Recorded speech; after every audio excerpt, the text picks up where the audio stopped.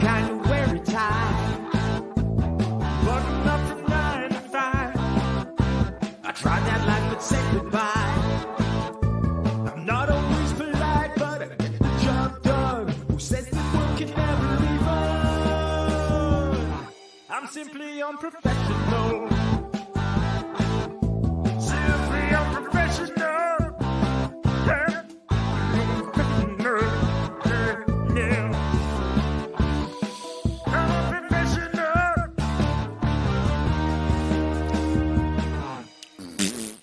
Good evening, everybody. Welcome back to another episode of Simply Unprofessional. I'm your host, Webby. Join me tonight. We got a very special guest, Apple. I don't think you could have said that faster if you tried. I try to do the intros actually really fast. I might Exactly. I don't know. It might not have been my personal best, but I'm pretty proud of it. Yeah, you should be. Hi. So, Apple, last time you were on SU, we built some D&D characters. She-Drawer, forever in my heart. Now, this time, I had been thinking, and I have questions for you. It's going to be like a little interview process thing. Am I gonna figure out like what my perfect snack is gonna be at the end of this? Like, is this like is this like a quiz, or is this just like? Nope. So now I hope you're not filled with dread and disappointment. So first, how long have we known each other? Because we met when Appleschloss asked me to DM for you guys. Wasn't it mid-pandemic? So Probably. Like, I guess I think it's like a year and a half now. Okay, that's what I was thinking. Just over a year somewhere. Year and a half. 2-year mark will be this summer, so we're well over the year and a half mark. Oh, all right then. Because I know we just had our, what'd you say? It was session 50 or something like that. Session 50! Yeah. That's crazy still. Wow, that means we've missed a lot of sessions. Although we only also do it bi-weekly. So. It's bi-weekly. For a little bit we were doing it weekly, and then it moved to bi-weekly, and it's been bi-weekly. And yeah, we've probably missed 4 sessions. We normally can reschedule them. We normally don't skip a week, you know? I think we should have Rob's game on Fridays or Sundays. And then we can have D&D every week. Then we just go back to doing the campaign that I DM for you guys every week. You're not going to find me complaining about that, so... But you guys already have 2 Friday games. And Sunday games get iffy sometimes because, work the next day. Yeah. I mean, unless you and Rob maybe switched every week. We already switch every week. No, I mean, you did Saturdays and he did Sundays, and then the next week he did Saturday and you did Sunday. Oh, God. Is that too complicated? Yeah, I just want Saturdays. Saturdays are my... Was that the first question? Well, yeah, I mean, how long we've known each other was. Alright, so... When I started DMing for you, was it your first time playing D&D, essentially? Like a real time. Like, I played... Hang on, my friend's gonna ask me something. Is that alright? Yeah. And then we all sit in silence and wait. Because the question has been asked. Okay. Okay, so I'd played 1 session of a game with my friends once. Like, basically, I jumped into their ongoing campaign. It was my best friend, and her brother was running it, and some of their friends were playing it all together. So I'd played, a session before. And I had also listened to a D&D podcast in the past. So I wasn't, I knew what D&D was, but, yes, that was, my first real campaign of, knowing it was going to be more than 1 session, most likely. Okay. Well, now I have an additional question. What D&D podcast did you listen to? The Adventure Zone. Okay. All right. Yeah. Now... Have you listened? Have you heard of... You know about the Adventure Zone, right? Yes. I haven't listened to them much, but I know I've spread my ears across several D&D podcasts. And then I just oddly enough, even with being home all day, I don't find myself. I tell myself I don't find myself having enough time to listen to podcasts anymore. Because I'm doing other things. Yeah, of course. Whereas, like, my main podcast listening stuff was when I worked at the machine shop out in Litchfield. Where I'm supposed to be focusing on something, but I have earphones in and just be listening to podcast 8 hours a day. If you think you were the only one listening to something, oh no, everyone was. Everyone was. But it's just funny that, like, now that I'm home and I don't really have anything to do, I find myself still saying I don't have time for podcasts. Because I'm doing other things. A multitask thing. Yeah. You never sit down to listen to a podcast. Anytime I listen to a podcast, I'm driving, usually. Like, it's something to do while you're doing something else. Fair. God, my throat is so scratchy. Anyway. I'm sorry. So, what were some of your thoughts going into that D&D session, essentially? Like, the character creation process and having somebody that you didn't know going to be D&Ding a game for you guys. Like, that process. I mean, it was a little nerve-wracking just overall, it being the first real campaign I was going to do. It was the first time I had, role-played with my friends. Even though I knew everyone was going to be chill because we all wanted it. Like, we all were like, yes, we want to play D&D. So clearly we were all understanding that we were going to be role-playing and stuff like that. I didn't care that I didn't know you. I trusted Appleschloss, and you were going to be the DM. Like, so it wasn't, I was like, this is someone who knows what they're doing, because Appleschloss was like, yeah, he's DM'd tons of games. And I was like, all right, this person's going to guide us through our journey. And then you became a good friend of mine, so it all worked out. Yeah, I don't know, like, how'd that guide through that journey go? It's not your fault that I died, so. Wrong place, wrong time, man. Several times. Okay, no. The Kitsune, I would do that over again. The one in the sewer, Alcina was a little peeved about that because Soren answered before Alcina, because Soren's like, yeah, f*** it. And then Alcina died. And I was like, excuse you. But looking back on it, the only thing I, quote-unquote regret is that I can tell that she's my first character. Looking back on how, I arranged the stats and shit, I can tell she's my first character. I didn't understand how important Constitution was to a bird who literally could only wear leather armor. Yeah, I mean, well... should have made it so much higher! That's also, I mean, you start getting into, now you know how rogues feel, and... Yeah. And wizards and sorcerers, I mean... I laugh when somebody approaches me and shows me their character sheet of, a wizard or a sorcerer, specifically. Uh-huh.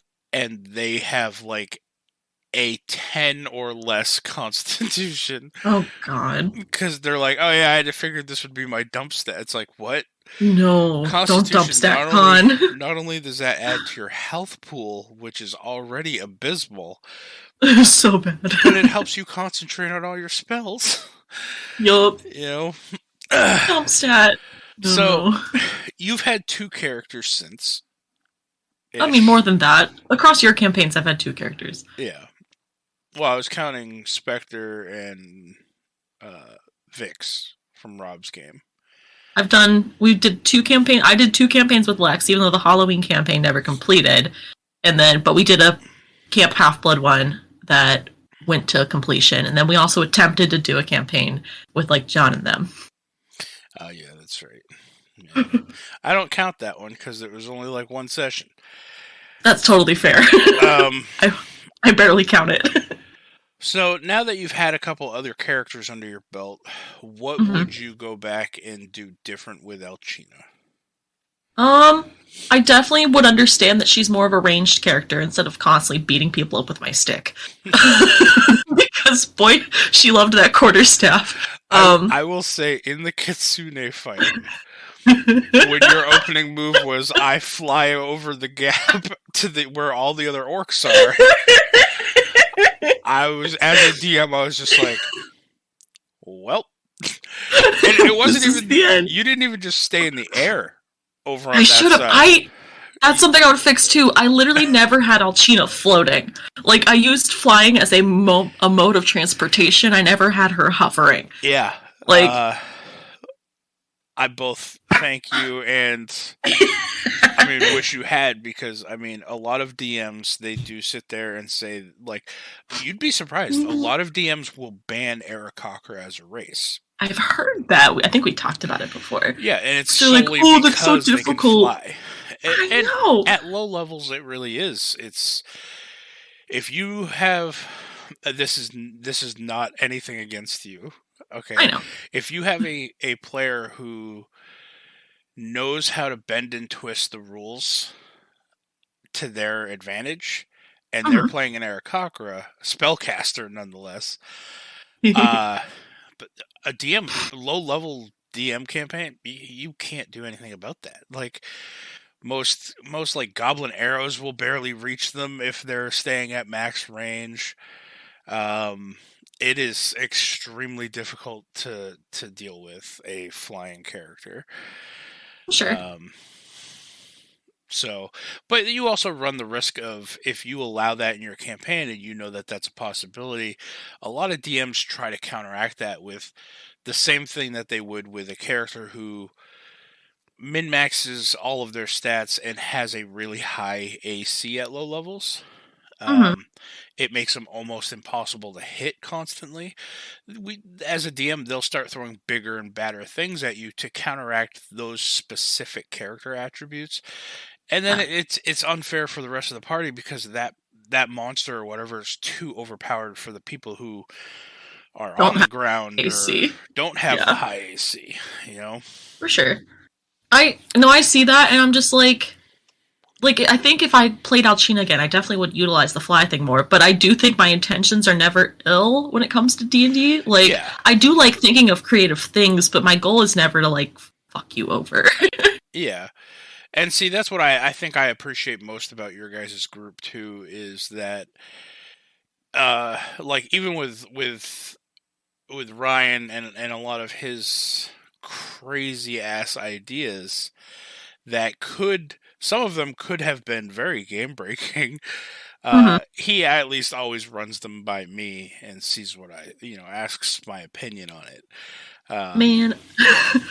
Speaking of interesting ideas, because we haven't had a cool plan in a while, we really had a lot of cool plans at the beginning of the campaign, like our backup plans. Yeah, I just can't believe we never shoved a stick up someone's ass. Listen, and turned it into a tree. I am very disappointed, because you guys constantly plotted against me, and I loved it.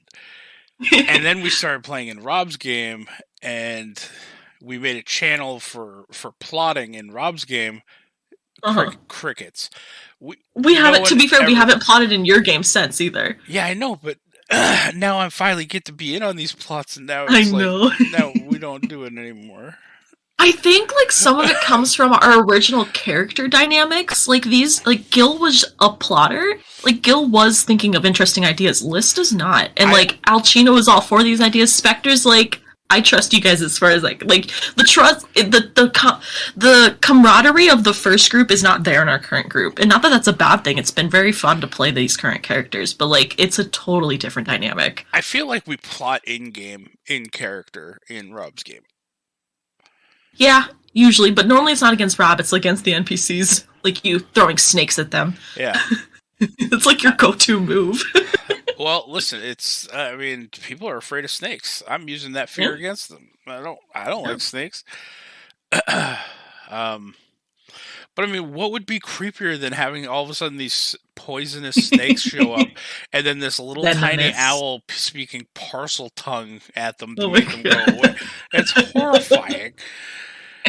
I wouldn't want to deal with the owl afterwards. Anyway. Now, so you say, okay, that brings up another an interesting point in my view. You say the camaraderie isn't there in the current group that we play with Rob. Oh, no, with you. Oh, okay. With Spectre and Ryder and all them? Yeah. Now, It's why different do you- camaraderie than the first camaraderie. Now, why do you think that is? Is it Because because of how you we guys were forced together? No, not necessarily. I don't think that's not part of it, but I don't like Spectre doesn't care about that anymore. I don't know how some of the other ones feel about it, but like our first group, like we pre-established that Sora and Alcina and Rainia knew each other for like a month before the campaign started, so it was really easy for them to be besties. Yeah. Like, you know, and then the rest of us were just like, yep, okay. I think the hardest one to wedge in at first, like, was Tiris, but then once she was in, you know? But that one took a little bit. That was rocky at first. I remember when she, like, had her dramatic episode in the middle of the night where she ran away and, like, was like, I don't know. She, like, had a vision or something. I can't remember it all. She was staring at the broken glass. Yep. Yeah. But, like, our current group, so, like, Rainia and Tiris are besties, right? And then Teleron fits in because he's Rainia's cousin, so they have a camaraderie. But, like, I feel like Spectre at first was like, hey, I'm just here because I was told to be here. And then there was a couple times where, like, she tried to, like, walk away to do something, and Rainia's like, where are you going? And then, like, Liz is like, I don't trust you guys at all. You're gonna kill my dragon. And we're like, we're not gonna kill your dragon. But Rainia's like, I might kill your dragon. I mean, fair, yeah. And then Ryder, who I feel like Spectre feels pretty close to Ryder. Like, she feels like they're chill. But, like, Ryder's like, I was supposed to get this guy, but now I'm just along for the ride because my boss said I don't need to go after the guy anymore. It's just, like, we're all just kind of like, well, I guess we're gonna go kill a dragon? Like, like, it doesn't feel like I'm surprised Rob's character, like, he's not playing it up to be a little bit more pumped to even go see a dragon that old. I know, Rob's been very subdued recently. I tried to say Ryder and Rob at the same time, and it came out Ryan. Yeah. Which is a different person. Because Ryder's dedicated a lot of his life to studying dragons. So yeah. Every time he was rolling for the first, like, 6 sessions, it was like, if it's about a dragon, yep. the advantage. Yep. I mean, I'm surprised he's not playing Ryder as more curious with native either. Yeah. I mean, you guys have a legit young dragon with you. But I mean, it's his preference to how he plays, I guess. So, okay, back to the line of questioning at hand. So Alcina was your first character. Mm-hmm. Sadly, she did die seemingly finally, because you've died. We established it was 3 times. Yes, I'm pretty sure it's 3 times. Yeah. It's at least 2, at most 3. And then you fell with the majority of the party when Balagos came. Big bad red dragon. Yes. Yeah. And then you made your second character. Now, which came first, Spectre or Vix? I think Spectre was first, and then Rob's campaign was very, very shortly afterwards. Like, They were pretty close in succession, but Spectre was first. Now, having played X amount of sessions as Alcina, what have you changed as a player going into both Spectre or Vix, and have you found anything easier going into playing those characters because of your times playing Alcina? It was an interesting adjustment to not having spells, because that was my first character, and she had so many, like literally every spell, and now neither of my characters have spells. I'm currently spellless on both characters. But one thing I changed was, like, my notation of character growth.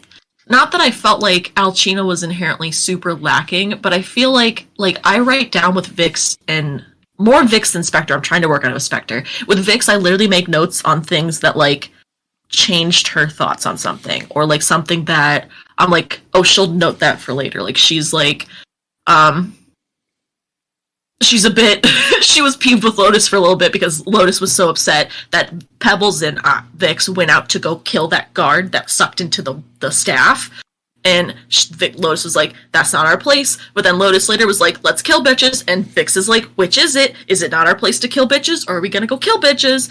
So, like, Vix is very conflicted about that right now. And I've literally noted it. And I've taken, like, very careful notes about, like, her thoughts on it. And I'm trying to, like, do better to react the way my character would. And, like, you know, when something specific happens, like the event with Spectre and Thorn, I took note of that, how Spectre felt about that. She was very excited about that, like, getting all the trust and stuff. And, like, so I feel like I've grown as a way to grow my characters. I feel like that's what I've improved most on. And also, I understand the mechanics now. So, like, I understand what each ability score does. I literally, when I was making Alcina, was, like, looking up what the ability scores were. Like, because I didn't understand what, like, con meant. I didn't understand what wisdom versus intelligence was, like, why they were different. You could have always asked me. I'm aware. That doesn't... I wanted to understand it, though. Like, because I had, like, other people telling me, hey, this is what it means. I was like, this... But it's not clicking. You know, it's like experiencing it helped me understand it better than, like, reading freaking about it. Right. Yeah. But yeah, I feel like that's been my biggest growth. Like, if you open Vix's character sheet, you'd see a bunch of notes about just her mental path and, like, how she feels about Feya, and how she feels about this, and how she feels about, like, everything. Now, you say one of the biggest differences is the fact that your two characters now don't have spells. Do you find playing a spellcaster harder or easier than playing like a melee character? Or is it not necessarily about the difficulty, but about like, do you find it boring to play? I hear a lot of people say that it's boring to play melee without spells. No, I love it. I love both. Honestly, they're very different. I feel like you can't even compare them because they're just so different. I think my problem was with Alcina is I sometimes treated her like a melee character because I'm so used to just hitting shit in video games. Like, that's just... Right. I don't normally play games where either A, spellcasting is an option, or B, I choose the spellcaster. Like, I'm like, well, I'd rather shoot them with the bow. I'd rather stab them than, like, try to, like, hit QWS to load up my lightning spell. Like, you know, whatever the game is. Mm-hmm. So I've always just played melee. You just described, I kind of want to try it out. In the Minecraft game that Lex Avalos and I are playing, you get to choose a class, and I chose Assassin, Lex chose Archer, and Avalos chose Mage, believe it or not. And you can fire a spell off by doing a certain combination of clicks with your mouse, and it depends on what spells you've unlocked as to what combination you have to do. Gotcha. So that's what I was thinking of.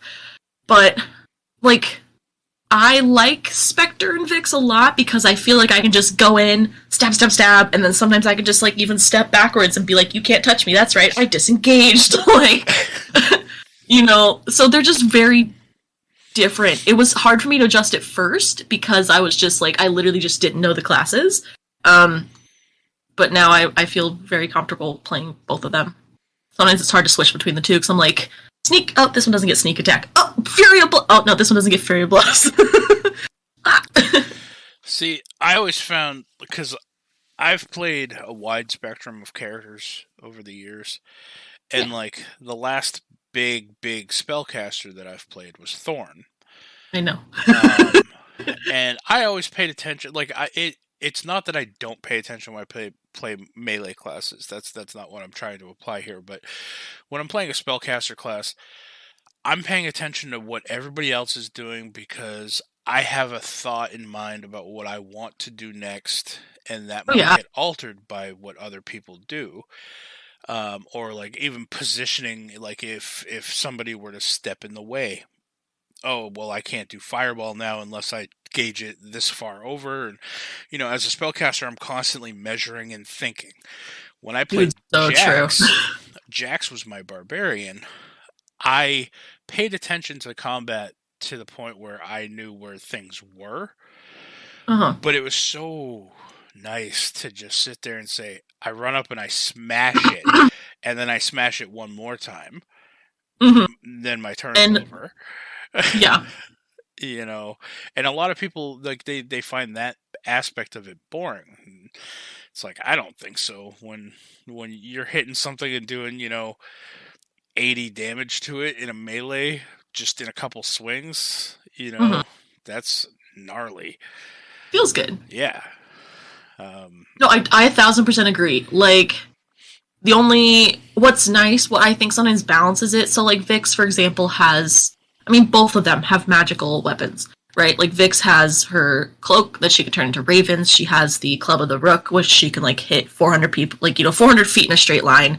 So like things like that keep it still slightly more interesting, because that's like the only time I get to do measuring is like, or like I'm trying to figure out how fast I can run. I'm like, okay, I can run 50 feet over to this person and then stab them. Right. But it's definitely not the same as like, I feel like my turn rarely gets fucked up the same way it did with Alcina. Like, normally with Spectre, I'm like, oh, well, that person died, I guess I'll go stab this person. But with Alcina, it'd be like, someone moved into the radius I was going to spike growth, and now I can no longer spike growth. Exactly.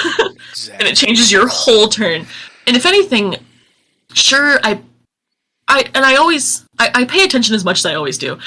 Sure, I slightly had to, like, really focus more with Alcina, but sometimes I found that to be, like, a detriment, because, I think I have ADHD, and so, like, literally right now, I am playing with a rock. I am tossing it, I am throwing it around, like, I'm literally just shaking it in my hand because it helps me focus to, like, do something else. So, if I had to focus too hard sometimes with Alcina, my brain would just get, like, kind of swimmy with thoughts, and I'd be like, okay, wait, what was I doing? And I just, like, lose my train of thought. So, sometimes it's nice to have less to think about. Alcina had a pebbles. She could have just tossed the pebbles from her hand back and forth. To help her think. She just pulls out Pebbles mid-fight and is like juggling him. Yeah. And he's just like, whoo! Yeah, there's just arrows flying by, fiery explosions everywhere. Then she tucks him back into her hood, and then she does something. What? I just had a question and I forgot it, because now I started thinking about Pebbles getting juggled. I will say, I have to thank you, for having Alcina to begin with, because that kind of led to me creating Pebbles as a playable character, for Rob's game, and I think I have some of the most fun playing Pebbles. Good. I'm glad something good came out of his trauma. Yeah, well, he is a tortured soul. There are conflicts in his brain that, like, even the party isn't fully aware of. Oh, I'm sure. But just kind of being able to do what I feel like doing on a whim, and then being like, if I get into trouble, like, if like Vix or anybody's like, Pebbles, what are you doing? All I have to do is turn around and bat these big little, big owl eyes at people, and just be like, whoo, and then everybody seems to forget what I did. Vix doesn't forget. Vix is still angry. Well, shit. Now, Vix is like, you literally... Now, okay, wait, hold on. What is Vix upset with Pebbles about now? No, she's not upset with Pebbles right now. But like, if he did something and it was like, whoo, and turned around and looked at her like, forgive me, she's like, I still haven't forgotten the fact that we were in the jewelry store and suddenly you were my pet owl, and like, you didn't even warn me ahead of time. I didn't think I was going to do it before that moment. That's the thing. It was fun though. It was a very spur of the moment thing. Hey man, I found an earring and pawned it for 15 gold. And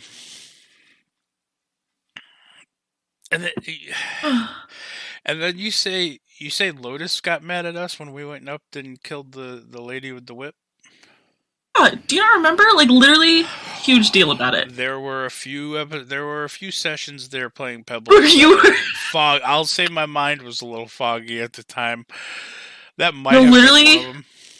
So the lady sucked herself into the staff, basically. Yeah. Like, she. And I remember everybody else walking away from it, me and you dealing with it. Yeah. So Vix was like, "I want to finish this," and Lotus is like, "That's not our job. We're not guards. Like, why would we? Like, why? Why would we finish it?" And I was like, "We just killed everyone else. What's your problem with finishing it?" And they were just very upset about it, and they even mentioned it again the next session, and I literally wrote it down and took note of it. And Vix was very much like, you had, like, in Vix's mind, Vix was like, you had no problem with us murdering everybody who took Grunhilde's cart. Like, and then we went to the Faceless Man's warehouse and literally obliterated everybody. And you're now having a conscience. Like, what is the problem here? Yeah. I can see Vix was a bit upset about that. But then on the flip side, Pebbles and Lotus go off and do random drugs that we have no idea what they do. Yeah. Yeah, I can see it. All right.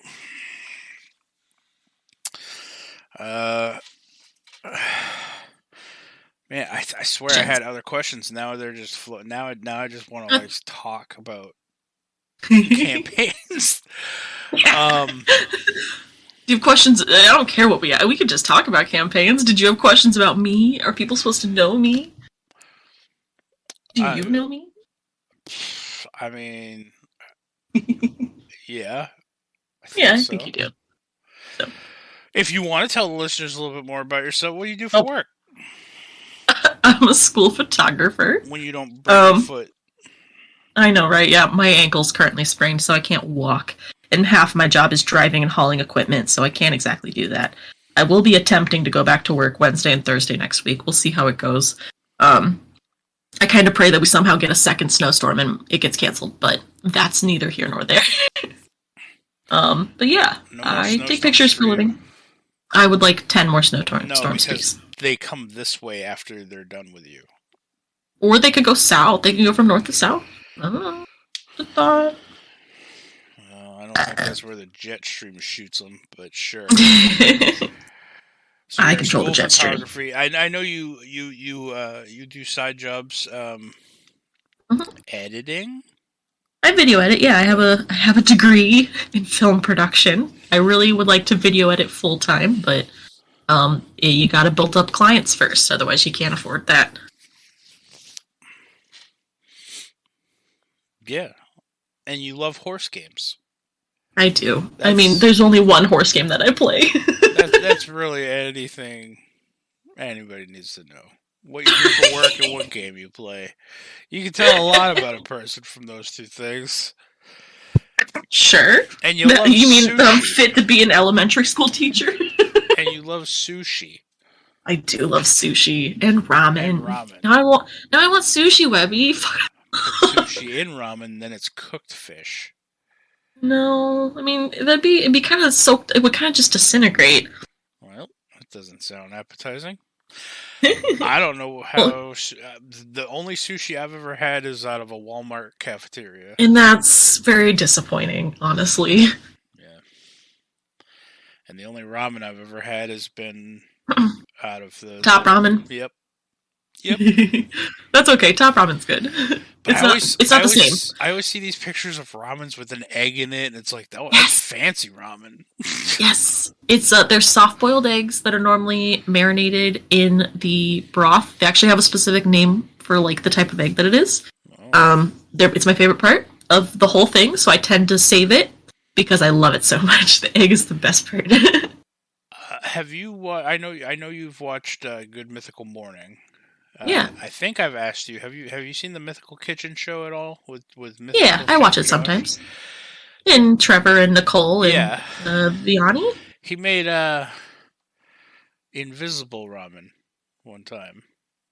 Was it out of like a rice paper, like it's like clear, the clear noodles and stuff, or like was it genuinely not there? Well, it was clear noodles, clear broth, and a see-through egg. Which is strange. That's cool. Yeah, that's a science thing. Anyway.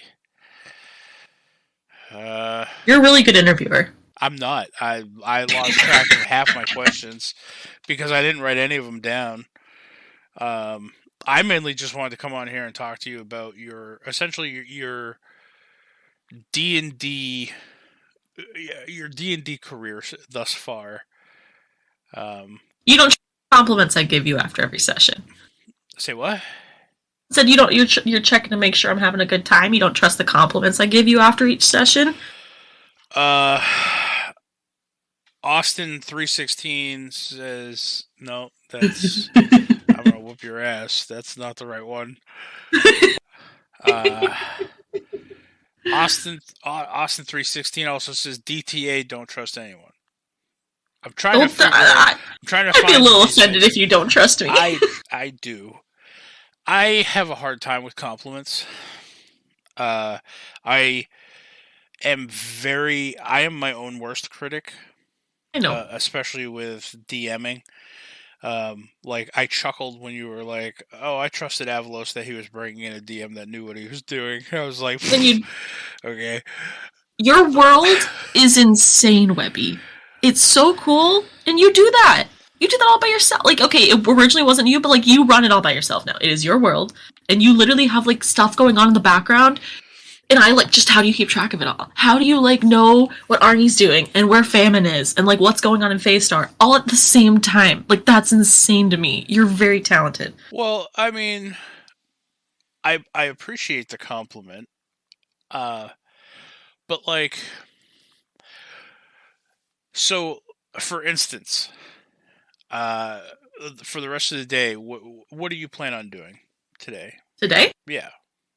What are just some of your plans later on? Video editing and gaming. All right. So, later on when you're video editing or when you're playing whichever game it is you choose to play, what do you think the Smoshcast is doing over on the West Coast? I don't know. I don't know. I don't either, but they're doing something over there. They're always doing something. I mean, that's my whole aspect of like. No, Just because the players aren't there to witness an event doesn't mean events don't happen. And that's not what I meant. I meant the fact that you keep track of it all. Like, it's so cool that you keep your world turning. Because obviously shit should happen when we're not there, because that doesn't make any sense for it to be on pause while we're gone for 2 months. But, like, the fact that you actively keep track of it, because you do know what's going on. Like, literally, Thorn was like, I have to go deal with something. And I was like, that's Famine. And Thorn was like, what? And, like, the fact that actively we caught the advisor from Faystar, and then we dealt with him. And then we're like, things are happening when we're not there. And the fact that you're keeping track of it is what's impressive. Oh, that's just all in my head. I don't know. Yeah, that's awesome. That's a skill. Never thought of it as a skill. It is. All right. I trust you. Good. See, it goes back to trusting you. Yeah, you should trust me. But yeah, I don't know. Like, especially when I first started DMing for you guys, like, yeah, you would message me, and Avalos would message me, and whatnot, and tell me that you guys are having fun. That's the only thing I can do, is I can just trust that you guys are having fun, because ultimately I feel very strongly as a DM, my number one job is to make sure that you guys are having a fun time. It doesn't matter really, like, if you guys are fighting stuff or collecting loot or whatever makes you guys happiest and enjoy the game, because I mean, we're escaping reality to go play a fantasy game. Nobody wants to have reality in their fantasy game. So, fantasy New York is way more exciting than real New York. What? You barely even saw anything out of fantasy New York.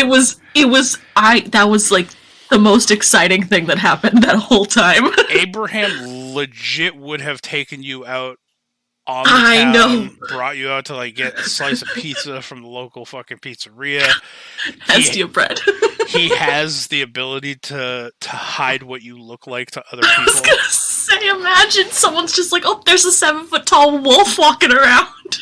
Yeah.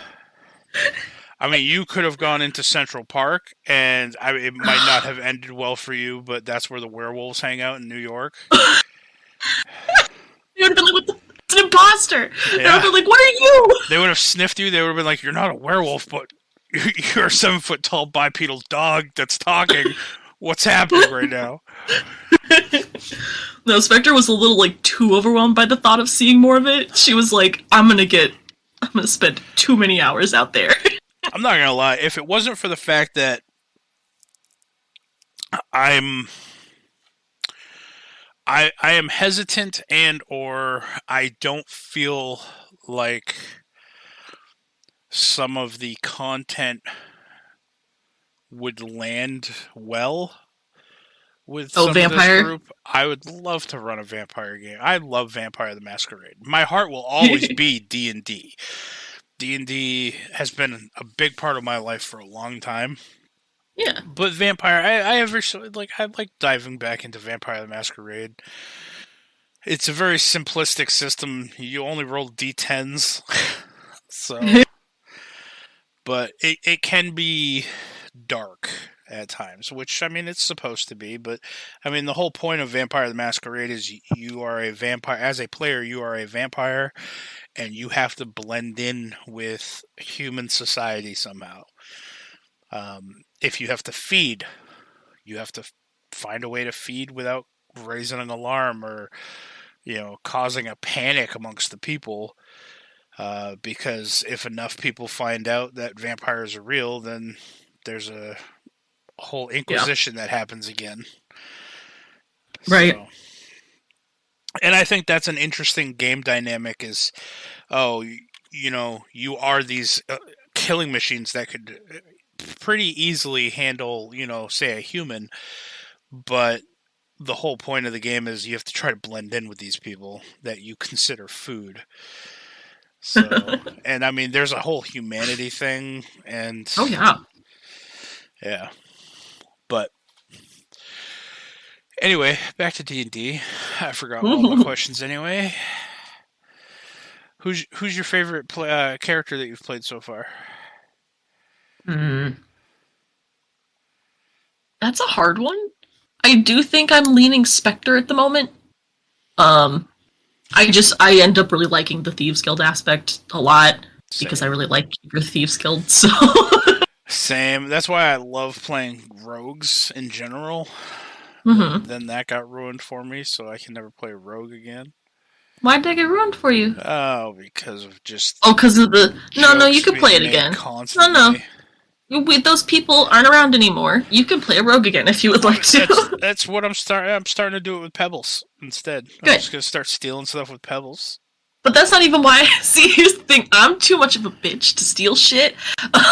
So I like playing a rogue that's sneaky and, like, assassin-y versus, like, thievy. But if you had a little bit more confidence in your thieving ability, would you want to try it? Not as Spectre, but, like, I mean, maybe in the future. Well, alright, don't play with that deck of cards then.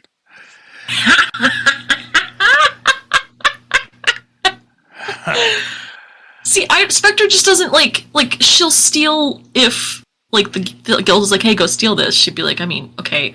But, like... Hand mirror. I knew what he meant! I figured it out! It wasn't that hard! But, but, like, she still doesn't she doesn't care about material stuff, so she's like, I don't know, why would I take it from somebody else? Like, she just doesn't care enough. She'd only steal it if she needed to for a job, not because she'd want to do it for herself, because she does not care about, like, wealth at all. And see, Thorn was kind of the same way when I played Thorn. Like, I had written into his backstory, because when I started playing Thorn, I was already that recruit position in the Thieves Guild. And I had written into his backstory. He had gone through the whole, he has a contract to go break into this house and steal paintings or whatever. So he's had his fair share of, like, B&Es. But when I started playing him, he was already the recruit, but I still accepted contracts when they came up to break into areas to acquire different items. But only if the guild asked me to, or if it was needed in a city that we didn't have a foothold in and I happened to be there. Which I feel like Spectre's probably the same way. It's like, you have because, like, when I played Thorn, I felt he had his expertise, his area of expertise. And unless the guild wanted him to do something else, I mean, he did his adventuring thing. He constantly had one thing, two things, three things on his plate at a time. And unless the guild asked, now if the guild came up and said, "Hey, we need you to do something for the guild," he paused everything else and got the guild work done. And sometimes that caused problems, but I was in a group with 6 other people. One other person was a Thieves Guild member with me. 3 other people detested the fact that I worked for a Thieves Guild, but deferred to me as the group leader and always followed wherever I went. I was like, I don't understand what's happening right now. Oh my god. So... so Spectre's your favorite character. How tall is Thorn? I saw you message me that earlier. I forgot to answer. I felt inspired to draw a picture of Spectre and Thorn together, but I didn't know how tall Thorn was. And I also want his reference picture, please. With his tail, just shy of 2 feet.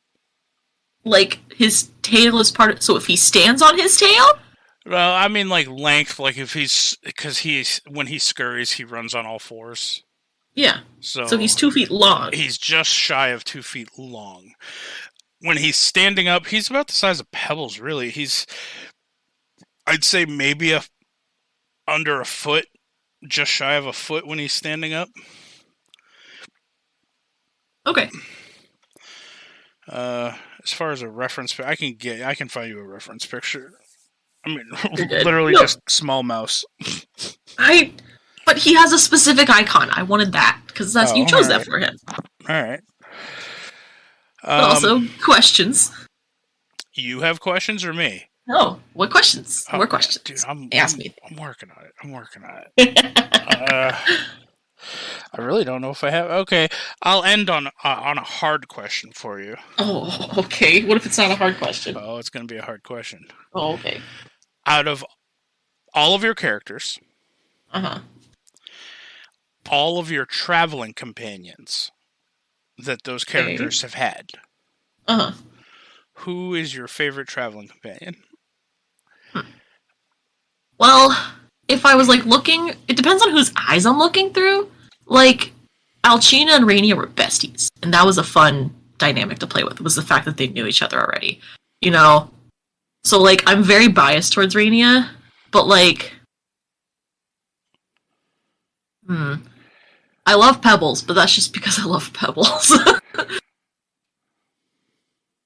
Yeah, no, you and Rainia are probably in my top 3 easily.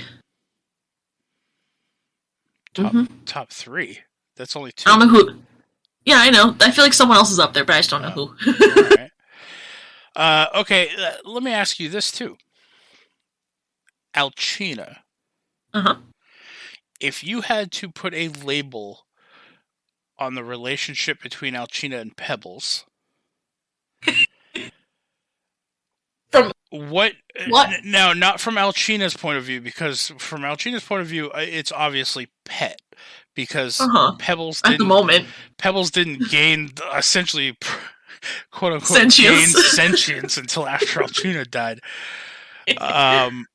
But from your standpoint as Apple, what would you label their relationship to be? It feels like parental. That's what I felt too, but I felt weird. Anytime it's been brought up in Rob's game, he's just Pebbles is just yeah, this is somebody who cares about me and I care about very much. And I just don't know how to label it. I don't want to say this is my mom. I mean, to Pebbles it is, but I didn't, I don't know. I didn't You should see what Pebbles thinks. If he feels comfortable saying that, obviously. Yeah. I feel like if he says, "Oh yeah, this is my mom, I'm trying to bring her back from the dead," then it's going to become much more of an urgent thing. Yeah, probably. Where it's not that it's not urgent to Pebbles, but Pebbles understands that there's time sensitive things happening right now. So, hey, maybe we'll find a cool cleric at the World Tree. Yeah, maybe. Just a cool one. Probably not. Probably not. I'm not gonna lie. part of me, not even half, a little like a smaller section, maybe like a fourth of me, wants to bring Alcina back. Oh, I don't think I can. I think I'm well past the time frame of it anyway. But I wanted to For bring what? Alcina back with reincarnation, so she had a chance of coming back as like a hobgoblin. Like, Oh my god! I would hate if I got something shitty. well, hold on. Also, have you thought about asking Faya? What's within her realm of power? I thought about it, but I've only really met her once. Yeah, start being a better disciple. I don't think I'm being a bad disciple. No, you're not. Vix just recruited like 29 people to Faya's side. Oh yeah, Pebbles is not recruiting. It's not that he's against recruiting. No, I it's know. just not on his forefront of his mind, I guess. Yeah, there's a chance that Vix might eventually dip into Paladin. It depends on how this goes. Roll a D100 real quick if you got one. Okay. I'm curious to see where this would land, and if I did it by the old 21. vanilla ass reincarnate rules. 21. Yep. So Alcina would come back as a mountain dwarf. She would be so sad if she didn't have her wings. Well, She'd be like, no. So you try to reincarnate her, and the body starts to form. You realize it's not an Aarakocra, and she goes, nope, and then the body just shrivels up. And she's the soul's like, oh, fuck this. She's like, I got wings in the afterlife, bitch. She had wings in the pre-afterlife. I know. Yeah, but she wouldn't want to come back to life and be like, no wings. To be fair, using the vanilla reincarnate list, because I just quickly pulled it up on my second monitor, there is nothing on here that has wings. Oh my god. Technically, eventually Dragonborn, and I think maybe Tieflings, a few different Tiefling types can, but that's it. That's why I had to make a new reincarnate list. No, that's fair. Because, so many things have been added. There's also, you can throw other things in there, like homebrew, if that's canon in your world. Like, why wouldn't it be possible? I found it interesting that is Abram or Abraham? Abraham. Okay, I was surprised he had never seen a wolf kind before. I guess we're pretty rare, but, I was like... He's seen a lupine before. But he was able to distinguish the fact that you're not a werewolf. That's why it threw him off. He was like, dog, wait. Because, wolfkind, that was a homebrew thing that, I just let you have. Yeah, I know. So, now that it's written in the world, they could be a rare race. It's you don't see them very often. That's for sure. So, but you also don't see too many Minotaurs either. True. They're a common race. Or Aarakocra. We've seen one. Aarakocra live in the mountains. They're mountain people. Or in the fucking air domain or whatever. Yep. Oh, good thing Spectre didn't go there.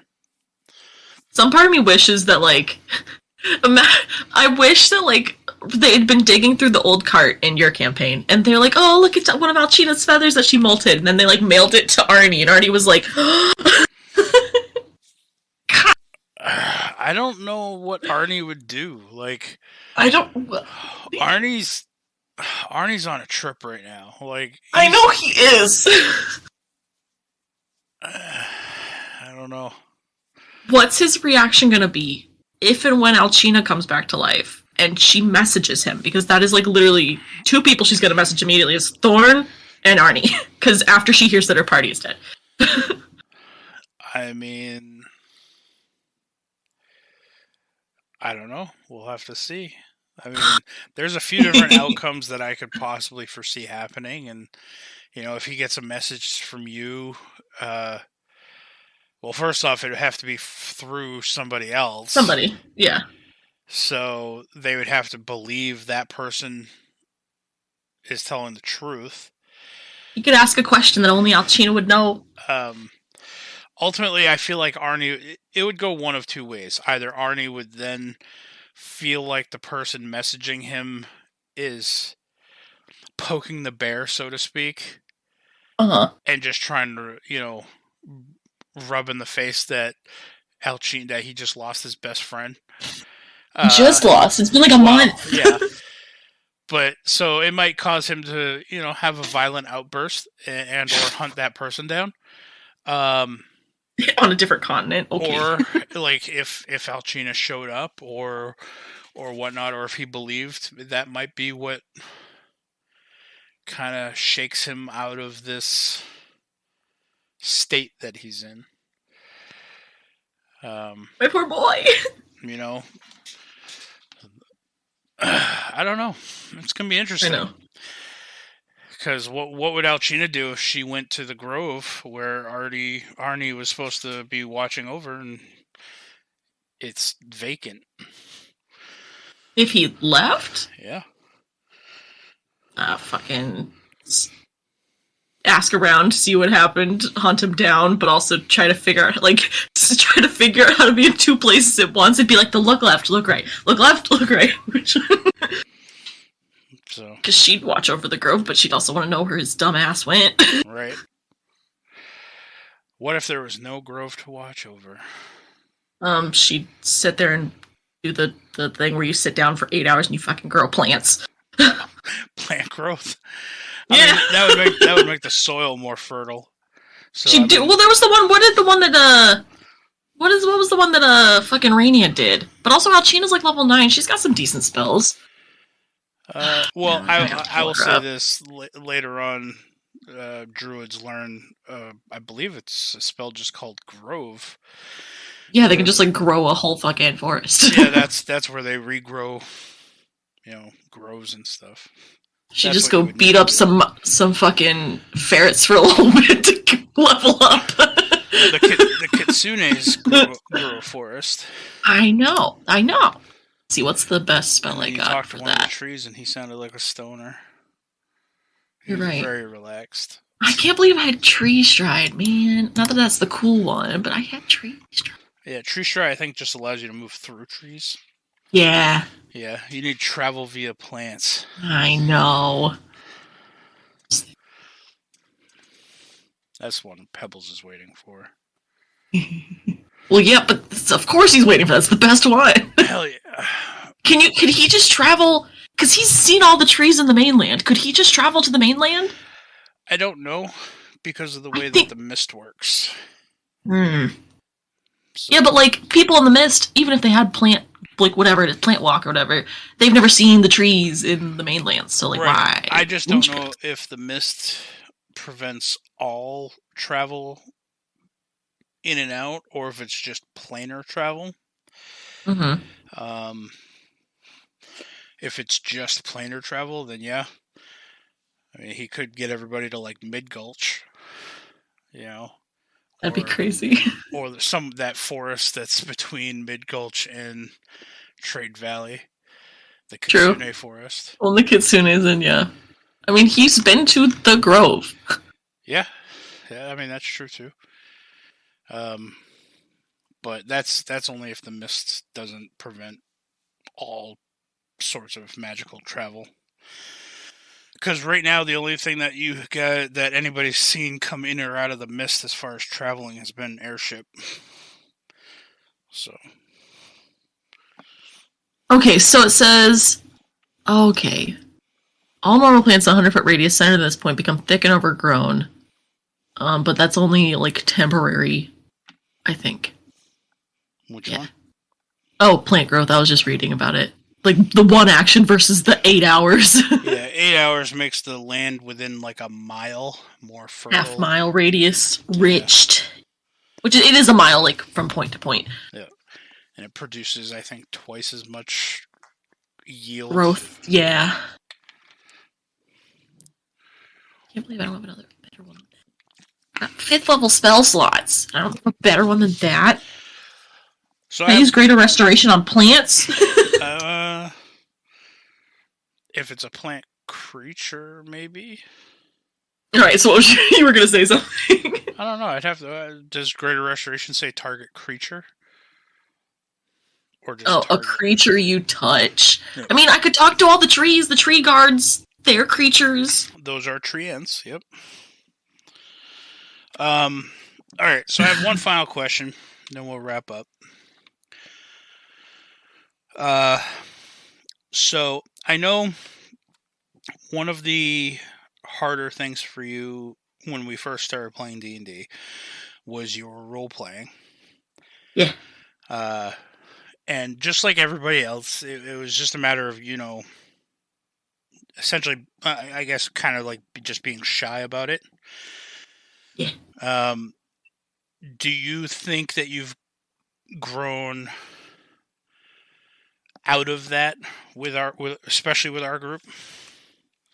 Like, are you a lot more comfortable role playing now? I am a lot more comfortable. I think it'd be a long time before I ever got a pet again because I'm traumatized.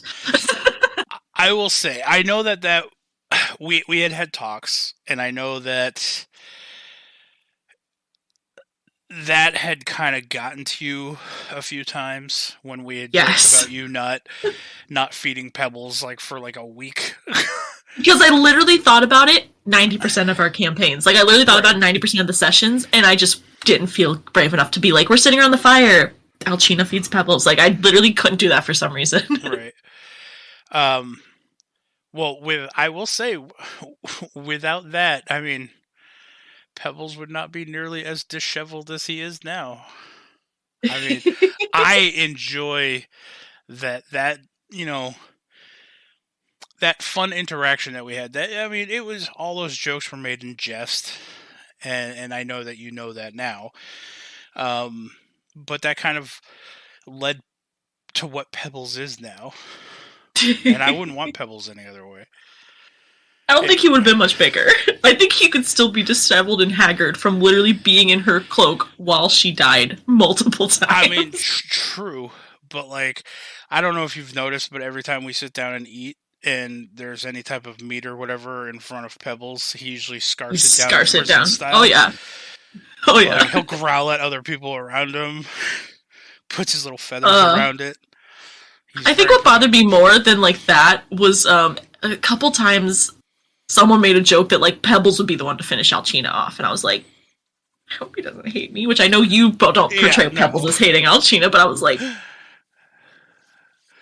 No, of course not. So, but I think that's where we will wrap this episode up. D&D! D&D! Where can people find you, Abel, on social media platforms? I'm on Twitch a lot. I've been trying to stream more. It's Appleschloss, SCHLOSS. I also have a Twitter, and that's about it. All right. Is your Twitter also Appleschloss? Appleschloss 21. All right. Do you... Oh, no. What? What? All right. So, do you remember AOL? Did you ever use that way before you? I know what AOL is. That doesn't mean I really used it. What about AIM? Did you ever? I never was a messenger person. All right. That negates my last question. I was gonna say, what was your first screen name you ever used? It was the one that I remember. It was so I had one that was my initials and my birthday. Really genius username, by the way. Internet safety. The one that I remember, that was probably my first username. But the one that I had that was more unique after that was Joe Jonas Lover 1320. Well, I guess you from Pop Tropica. I did. All right. With that being said, that's where we're going to end the episode. So thank you for listening, everybody. As always, you guys can follow me on Twitter at JaxForestWalker, all one word. On Twitch at DMWebby, which I eventually will start streaming again. and on eBay at looking to steal stuff for Devin. Thank you, everybody, and fuck Booster Gold. I love